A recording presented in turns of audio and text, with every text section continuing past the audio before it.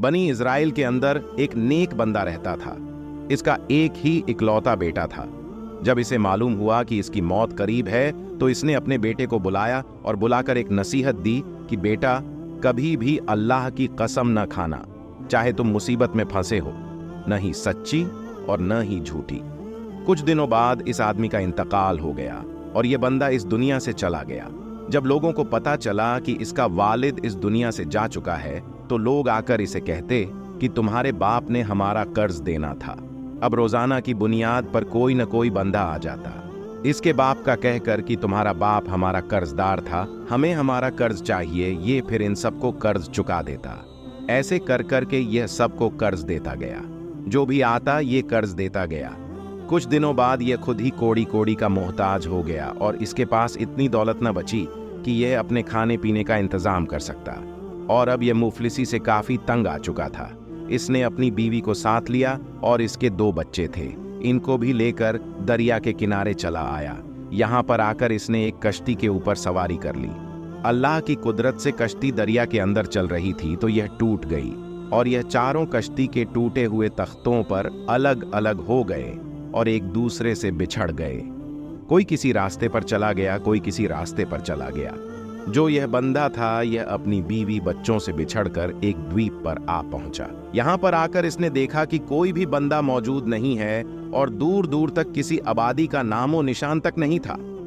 चलते चलते इसे एक आवाज आई कि ऐ माँ बाप के साथ एहसान करने वाले कुदरत इलाही, इस बात की सहमत है कि तुम्हें कोई खजाना मिले, फलां जगह पर जाओ, तुम्हें खजाना मिल जाएगा। ये फिर उसी जगह की तरफ चलता गया। कुछ ही देर बाद यह उस जगह पर पहुंचा तो इसे वाकई में खजाना मिल गया। फिर अल्लाह ताला ने वहां पर कुछ बंदे भेज दिए। जब यह बंदे इसके पास आए तो इसने इनकी काफी अच्छे तरीके से खिदमत की। अब जो बंदा यहाँ पर आता तो यह इन सब की खिदमत करने लग जाता।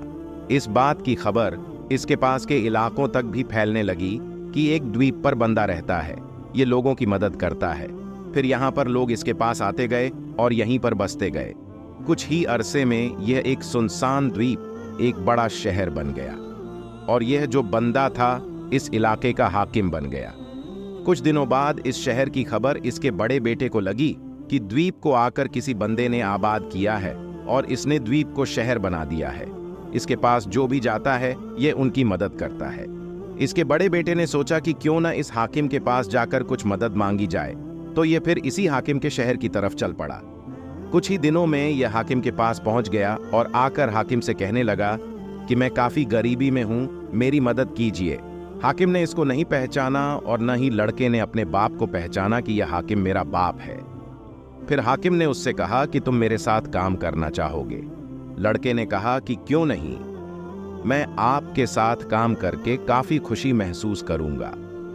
फिर हाकिम ने इसकी काफी खिदमत की और इसे अपने खास बंदों में शामिल कर लिया। अब इसका दूसरा जो बेटा था, इसको भी कहीं से खबर मिली कि फलां जगह पर एक शहर बस रहा है और इसका जो हाकिम है वह लोगों की काफी मदद करता है। इसने भी सोचा कि क्यों न किस्मत आजमाई जाए और जाकर इस हाकिम से मदद मांगी जाए। यह भी फिर इसी हाकिम के पास चला आया और आकर कहने लगा कि मेरी मदद कीजिए। फिर हाकिम ने इससे भी वही कहा कि आप मेरे साथ काम करना पसंद करोगे? तो इस लड़के ने कहा कि क्यों नहीं। फिर हाकिम ने इसे भी अपने खास बंदों में शामिल करके इसे इसके भाई के साथ रख दिया। अब इन तीनों को बिल्कुल पता नहीं था कि यह आपस में क्या लगते हैं। दिन गुजरते गए, पता नहीं चला। अब जो इसकी बीवी थी, इसको किसी आदमी ने अपने घर में पनाह दे रखी थी और इसको जैसे ही पता चला कि एक हाकिम है वह लोगों की काफी मदद करता है, फिर उसने इस औरत से कहा कि तुम मेरे साथ चलो, हमने एक जगह पर जाना है। मैंने सुना है एक आवाद द्वीप पर हाकिम रहता है, वह लोगों की काफी मदद करता है। यह दोनों इस शहर नुमा द्वीप की तरफ चल पड़े। इन्होंने कश्ती पर सवारी की और सवार होकर शहर के द्वीप पर पहुंच गए।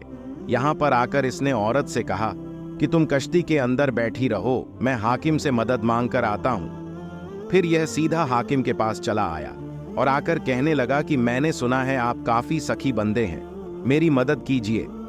हाकिम ने इसकी मदद की और फिर कहा कि आप आज रात यहीं पर गुजार लीजिए, सुबह होने के बाद आप चले जाइएगा। फिर इस आदमी ने कहा कि मैं अपनी औरत को कश्ती के अंदर छोड़ कर आया हूं और वह कश्ती द्वीप पर ठहरी हुई है। हाकिम ने कहा कि आप फिक्र न करो, मैं अपने 2 बंदे भेज देता हूं, वह इस औरत की हिफाजत करेंगे। फिर हाकिम ने अपने दोनों बेटों को बुलाया और बुलाकर कहा कि फलां जगह पर कश्ती रुकी हुई है, आप लोगों ने आज रात उस औरत की हिफाजत करनी है। ये दोनों भाई इकट्ठे इस कश्ती की तरफ रवाना हो गए और चलते चलते यहां पर पहुंच गए। रात हो चुकी थी। इन दोनों भाइयों ने कहा कि अगर हम में से किसी एक बंदे की आंख लग गई तो हो सकता है कि दूसरे बंदे की भी आंख लग सकती है। हम एक काम करते हैं, एक दूसरे से अपने गुजरे हुए वाकयात बयान करते हैं। फिर पहले ने अपने ऊपर गुजरे वाकया सुनाना शुरू कर दिए और कहा कि मैं, मेरा बाप, मेरा छोटा भाई और मेरी माँ एक कश्ती के ऊपर सवार थे कि अल्लाह की कुदरत से वह कश्ती टूट गई और इस पर हम अलग अलग तख्तों पर बैठकर एक दूसरे से बिछड़ गए। फिर हम दोबारा नहीं मिल सके। इसके छोटे भाई ने पूछा कि तुम्हारे छोटे भाई का नाम क्या था? बड़े भाई ने जवाब दिया कि जो तुम्हारा है, और उसने कहा कि तुम्हारी माँ का क्या नाम था? उसने फिर माँ का नाम बताया और कहा कि तुम्हारे बाप का नाम क्या था? उसने फिर बाप का नाम बताया तो छोटे भाई ने आकर गले लगा लिया और कहा कि रब्बे काबा की कसम, वह जो कश्ती में बिछड़ गया था, मैं ही तुम्हारा भाई हूं।